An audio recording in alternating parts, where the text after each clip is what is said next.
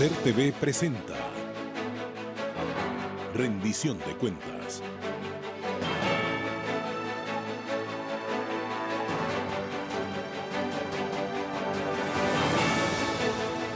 Bien, amigos, lleva 14 días la situación conflictiva que vive el país, con paros, con bloqueos.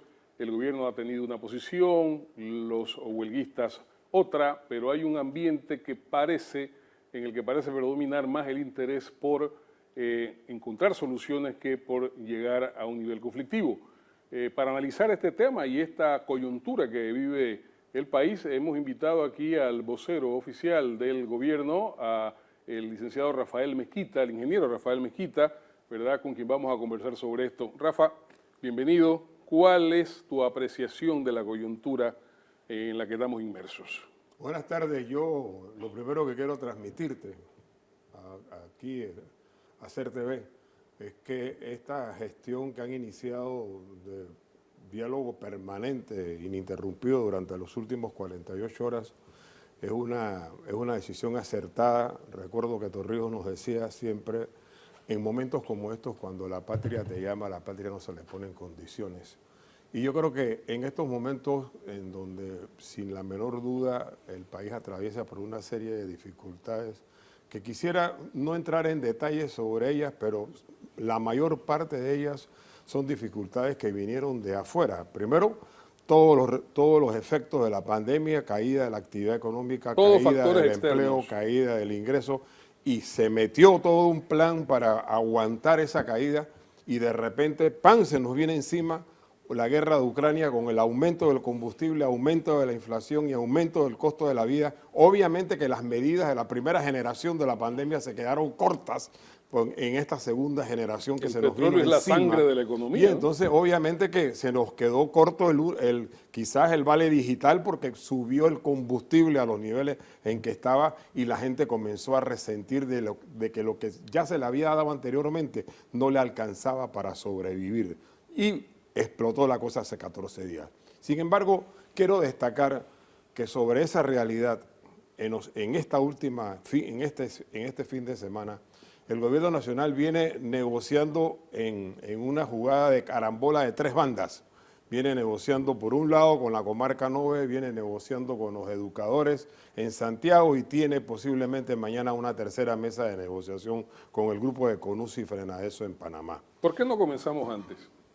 Porque lo primero que te diría sería que como veníamos con el tema del combustible, había un impacto, las finanzas públicas están las finanzas públicas están resentidas, están cortitas, y se nos viene entonces la decisión de darle un apoyo primero que todo, un apoyo primero al transporte público y al transporte de carga, y un segundo apoyo al transporte de carga agrícola.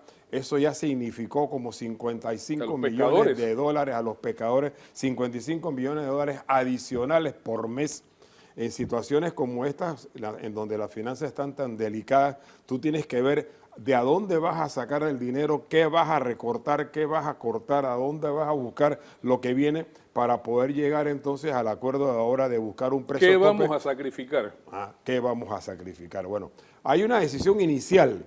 Yo no diría que en estos momentos esa decisión inicial es la actual. Con esta negociación que hubo ayer de 3.30 o 3.32, dicen otros, hay una nueva realidad fiscal y el Estado tendrá que rehacer las cuentas porque esto no ha terminado. Ahora viene una negociación con el tema del costo de la canasta básica y de los medicamentos, donde habrán también sacrificios fiscales adicionales, y hay también una negociación con el tema de medicamentos en donde podría haber también sacrificios adicionales. En consecuencia, yo no te podría decir en estos momentos qué se va a sacrificar al final de cuentas, qué se va a contener, qué se va a aguantar, pero que de que va a haber contención del gasto, sin la menor duda que la va a haber, en adición a lo que ya se ha anunciado. Ahora bien, independientemente de los inconvenientes que causan esta movilización nacional de los trabajadores, de los educadores, ¿cómo tú evalúas las protestas de este sector? Hombre, mira, en esas protestas habían una serie de factores internos y externos, factores sociales, factores económicos. Había un hartazgo social sin la menor duda. Óyeme, tenemos ya 3 años de pandemia. La gente encerrada. La gente tiene 3 años sin encerrada. carnavales, sin Navidad. Y no sin... solamente eso, hay mucha gente sin trabajo, hay mucha gente viviendo de un vale, hay mucha gente que no tiene con qué comer, hay una situación social difícil. Entonces, eso con el aumento tan irracional que se dio en el combustible y con algunos malos manejos de algunos funcionarios que también se le añadió al problema de la ecuación esta. Eso es muy importante. Dio como consecuencia que explotara la situación, pero lo que quiero destacar es que esa explosión fue tomada en cuenta inmediatamente por el Ejecutivo, quien dijo, ¿sabe qué? No tenemos espacio aquí para perder. Demostró mucha voluntad política y quiero resaltar que en el tema de la negociación con los NOVE, a diferencia de un gobierno anterior que lo que hizo fue darle palo y darle perdigonazos y dejar a un montón de indígenas todavía sin vista y sin ojos, este gobierno se metió durante todo el fin de semana muchas horas de negociación dirigidas por el propio presidente y por la ministra de Gobierno.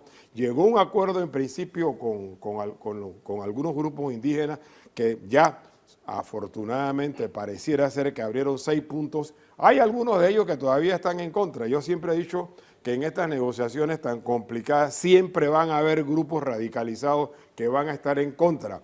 La sociedad en su conjunto se encargará de aislar a esos grupos radicalizados. Lo que sí hay que tener muy bien claro es que el país venía ya en plena recuperación económica. El país ya venía dando signos, decía el ministro Alexander, de incorporar 10.000 empleos directos por mes. Y este parón ha vuelto a echar para atrás y a detener lo que venía sin embargo. Ya hay empresas que han empezado a mandar trabajadores a trabajar en sus casas.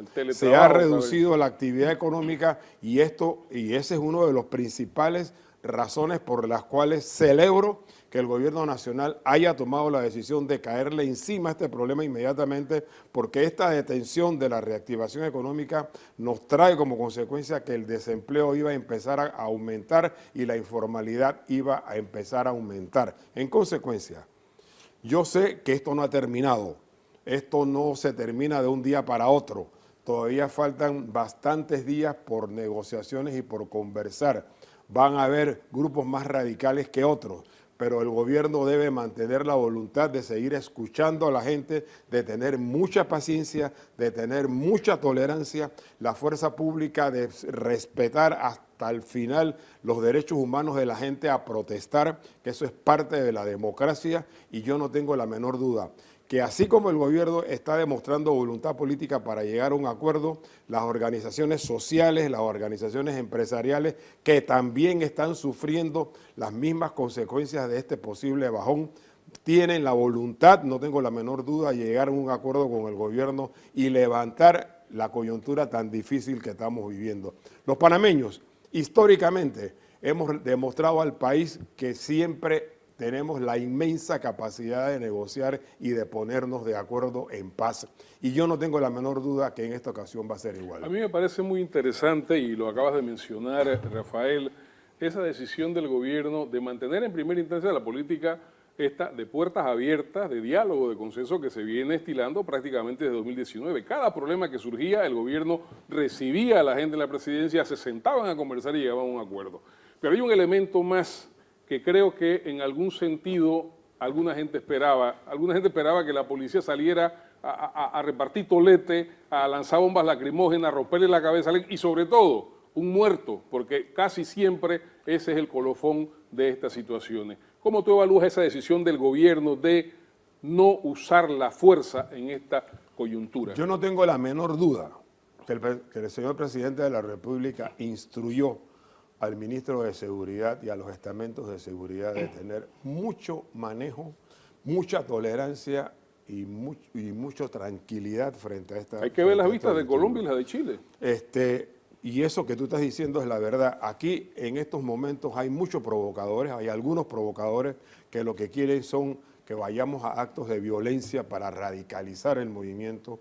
El presidente de la República él lo sabe muy bien, que esto hay que manejarlo con pinza. Eso no significa que las provocaciones no van a continuar. Yo estoy seguro que van a seguir en los próximos días algunas provocaciones para buscar eso que tú tienes. El problema es cómo tratar. Pero el tema es manejarlo como lo estamos manejando hasta ahora, tener correa, tener cintura para evitar caer en la violencia, porque al final de cuentas, Julio, yo te diría que un alto porcentaje, la mayoría de la gente, un 80% de la población, mucha de esa población tiene miedo, tiene temor a que esto se radicalice. La gente no quiere radicalizaciones en las calles, la gente no quiere violencia. La protesta cívica está bien hasta un momento. Y la gente no tiene ningún problema con salir a cantar tamborito y con salir a cantarle cosas al gobierno y al presidente. Hacer sancocho en la calle. Nosotros y hacer sancocho. Todo eso es parte de la cultura popular y yo celebro que eso salga de esa manera. La gente le tiene miedo a la violencia, la gente le tiene miedo a que gente del gueto salga a disparar y a violentar. Como ha ocurrido con uno de los metrobuses. Y a romper vidrieras, centros comerciales y a saquear. Eso es lo que la gente tiene y tiene temor. Por eso es que la sociedad aplaude que hasta el momento se haya mantenido esto en paz y el gobierno haya tenido la capacidad de llegar a acuerdos y las organizaciones sociales, la mayoría de ellos también han demostrado la capacidad de llegar a acuerdos con el gobierno. A propósito de las provocaciones, Mejita, hombre, ayer transcurrió, creo que fue ayer o antes de ayer, un video donde supuestamente el presidente llegaba a Veraguas. Pero cuando tú ves el video, te das cuenta de que la persona que lo está entrevistando ya no trabajaba con ese canal. Segundo, las vistas obedecían a otro tipo de panorama. No era la escuela Juan Demóstenes Arosemena. Además se pasó también otro escrito donde se decía yo estudié en Chicago, en la Harvard, no sé qué cuestión, que había sido un escrito que había aparecido en Ecuador hace como 3 años y lo estaban adaptando a la situación. ¿Cómo tú ves el papel de las redes en este marco de provocaciones del que nos acabas de conversar? Hombre, mira, hay, sin la menor duda, intereses políticos, yo te diría que en 2 grandes vertientes, ¿no? Mañana podría iniciarse el juicio de Brecht, podría iniciarse porque al final de cuentas no sé. En este contexto de repente a lo mejor no va, ¿no? No sé si y hay muchos interesados en que no comience. Y parte de esto es esos interesados haciendo lo que tienen que hacer o lo que están haciendo para evitar que eso empiece. Pero ya hubo un proceso de New Business y hay un expresidente que estuvo en los 2 lugares. Pero además de eso, ya estamos en el 3er año de gobierno. Ya entramos en una etapa preelectoral. Hay campaña. Ya hay campaña, hay gente asusando, eso es parte de la democracia. La verdad es que eso a mí no me preocupa porque eso es parte del juego democrático. Uno lo que sí tiene que tener claridad es que uno tiene que tener identificados esos factores y saber que eso va a jugar. Y en el tema de las redes sociales, yo te diría, porque yo soy un lector de las redes sociales tienen su límite. Y hay un techo. Hay un techo porque llegan a un sector de la sociedad. Normalmente los sectores que tienen redes sociales es un segmento pequeño al que impactan. La mayor parte del impacto viene por la vía de los medios de comunicación abiertos. Así que en las redes sociales hay una catarsis siempre. Hay grupos que manejan redes sociales y a través de ellos uno se da cuenta de a dónde viene y de dónde no vienen esos golpes. ¿Qué intereses Así representan? Que a mí eso es parte de este juego y uno tiene que administrar y uno tiene que jugar con eso y saber que eso es parte de este asunto. Ese es lo que nos ha tocado vivir.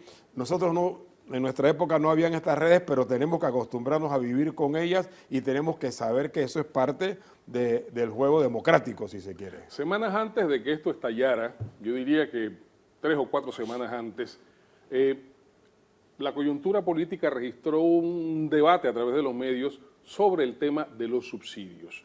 Hay un sector en este país que aboga porque el gobierno cese los subsidios. Hombre, estamos hablando del subsidio al tanque de gas, del subsidio a los programas sociales como Ángel Guardián, 120 a los 65, etcétera, etcétera, etcétera, ¿verdad? Inclusive en un momento determinado uno se preguntaba, bueno, pero son 490 y pico millones de dólares en determinado periodo de tiempo, ese dinero ¿hacia dónde quieren que se dirija? Hombre, ¿cómo tú evalúas este debate o la incidencia de este debate sobre los subsidios en la coyuntura actual? Mira, dicen los teóricos y con la cual yo comparto, que los subsidios deben ser temporales.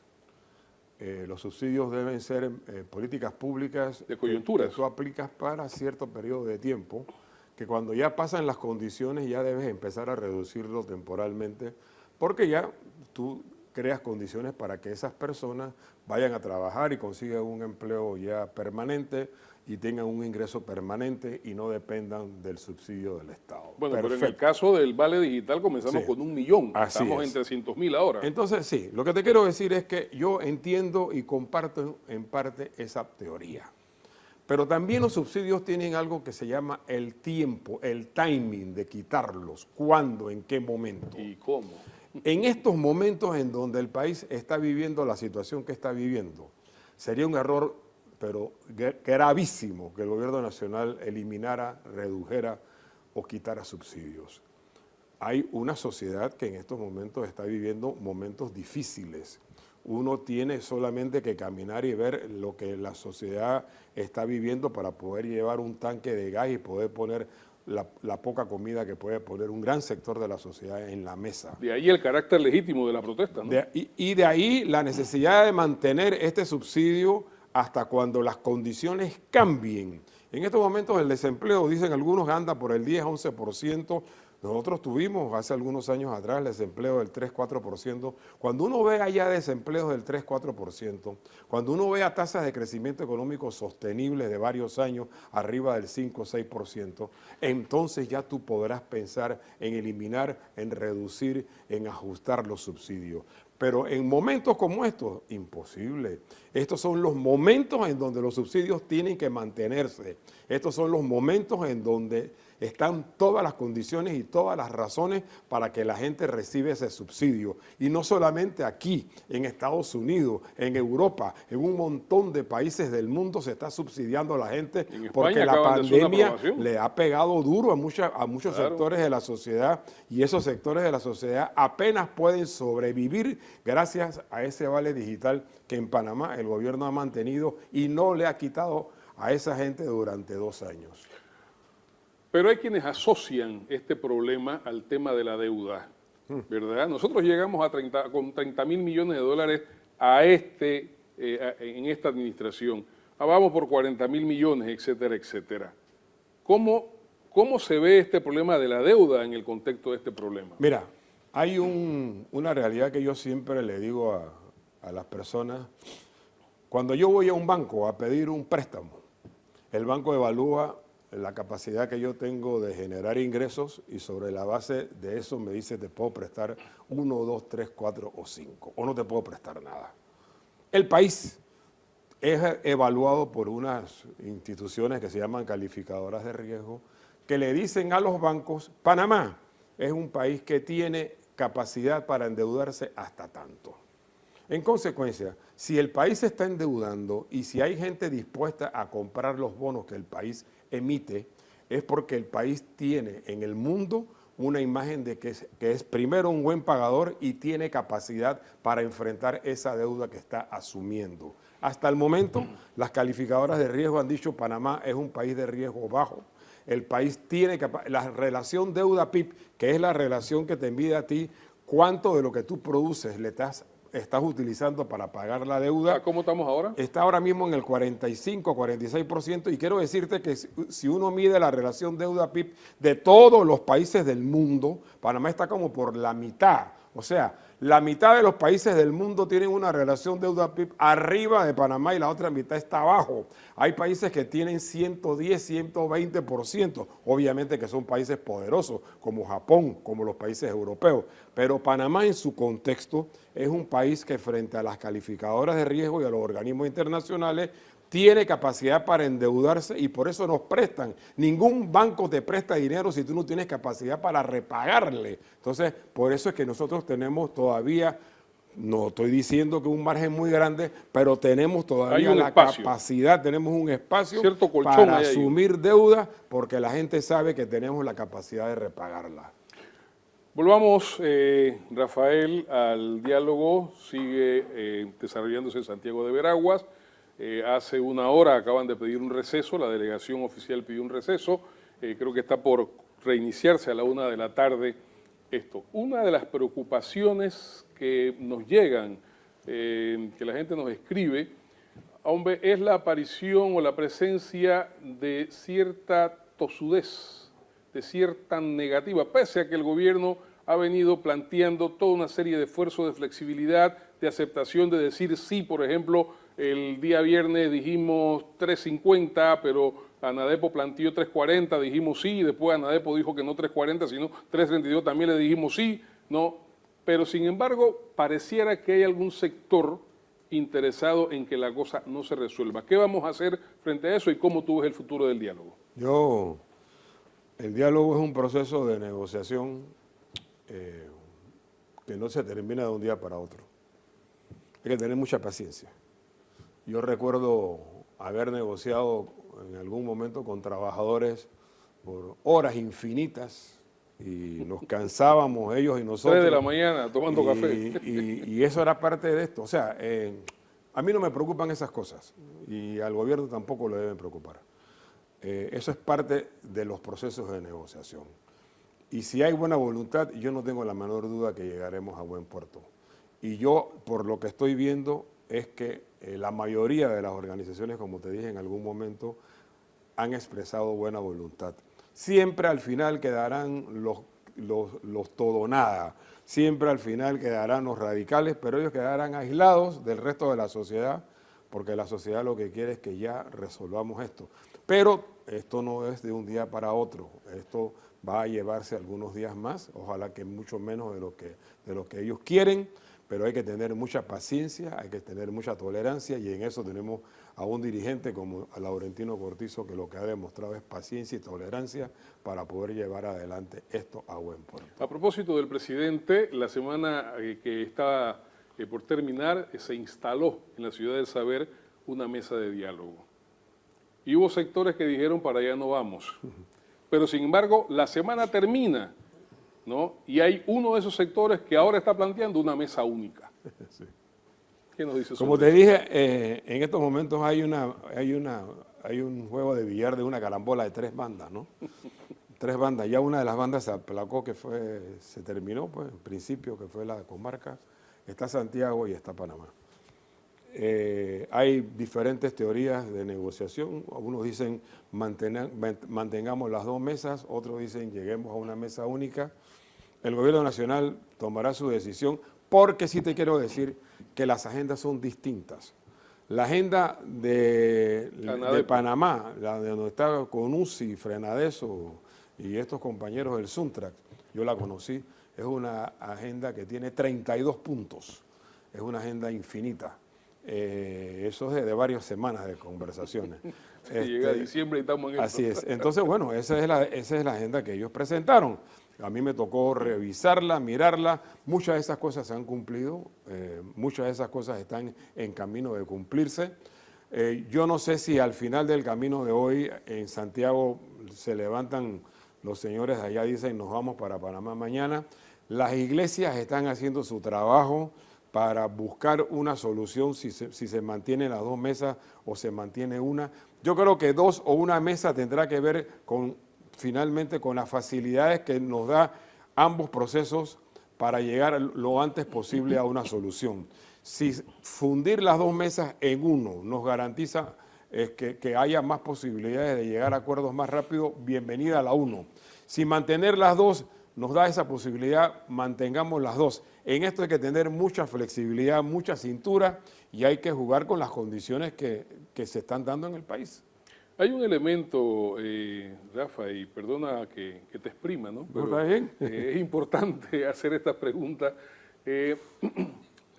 Uno de los elementos de todas las agendas es el famoso tema de la corrupción, ¿no? ¿Cómo vamos a abordar eso dentro de estas negociaciones? ¿Cómo se trata este problema? ¿Cómo se come? ¿Con qué tenedor tratamos este asunto? Bueno, esa es una agenda grande. Esa es una agenda que tiene muchas aristas. Una arista es el tema de la transparencia de los procesos públicos, en donde el gobierno ha dado hecho pasos avances grandes importantes en el tema de la reforma de la ley y de las contrataciones públicas. públicas. Todo por línea ahora. Sí, ahora hay una cantidad de reformas que se le han dado a eso. Yo quiero imaginarme que también un enfoque que se le va a dar es al tema de la planilla. Quiero imaginarme que también se van a presionar por el tema de la planilla en la asamblea. En fin, hay una serie de circunstancias, hechos que se van a tocar sobre la mesa.